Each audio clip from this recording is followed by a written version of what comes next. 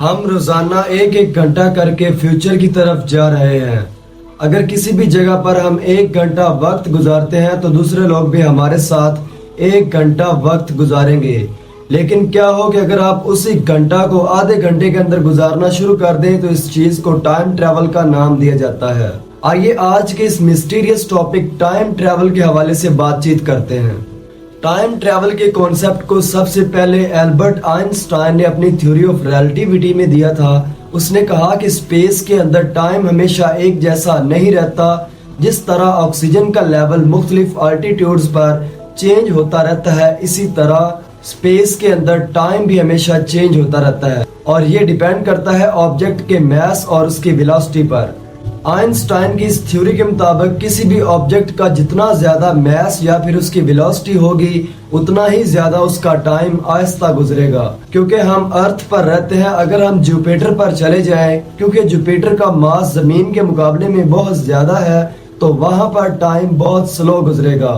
اگر ہمارے پاس کوئی ایسی اسپیس شپ موجود ہو جو سپیڈ آف لائٹ کے ساتھ ٹریول کرتی ہو اور ہم اسپیس کے اندر 5 سال کا وقت گزار دیں تو ہماری گھڑی کے مطابق 5 سال کا وقت گزرا ہوگا، لیکن زمین کے مطابق 36 سال گزر چکے ہوں گے۔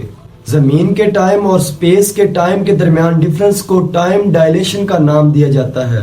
آئنسٹائن کی اس تھیوری کو پروف کرنے کے لیے ہیفل کیٹنگ ایکسپیریمنٹ بھی کیا گیا۔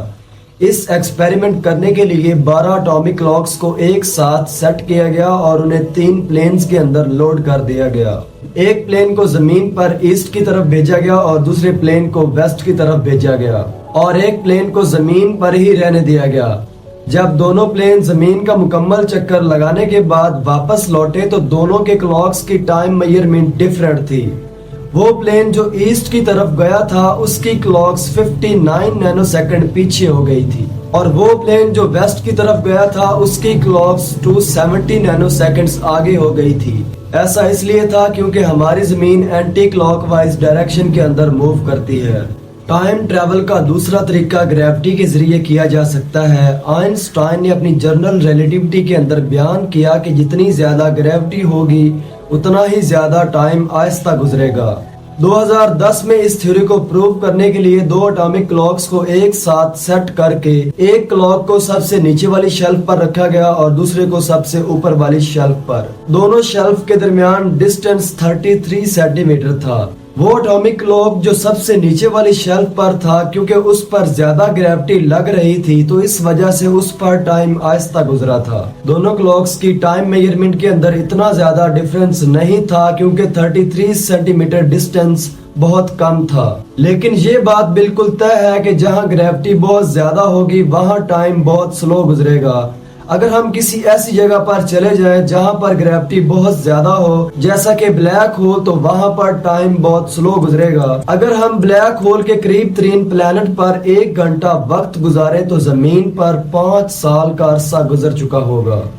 ٹائم ٹریول کے فینومنا کو تھیوریٹیکلی پروو کیا جا سکتا ہے، لیکن اس کا پریکٹیکل کرنا امپاسبل ہے۔ ایسا اس لیے ہے کیونکہ آج تک انسان کوئی ایسا اسپیس شپ نہیں بنا پایا جو سپیڈ آف لائٹ کے ساتھ ٹریول کرتا ہو، اور دوسرا یہ کہ ہمیں قریب ترین بلیک ہول پر جانے کے لیے 1560 لائٹ ایئرز کا وقت لگ سکتا ہے، جو کہ کہنے میں بہت آسان ہے لیکن پریکٹیکلی بہت مشکل۔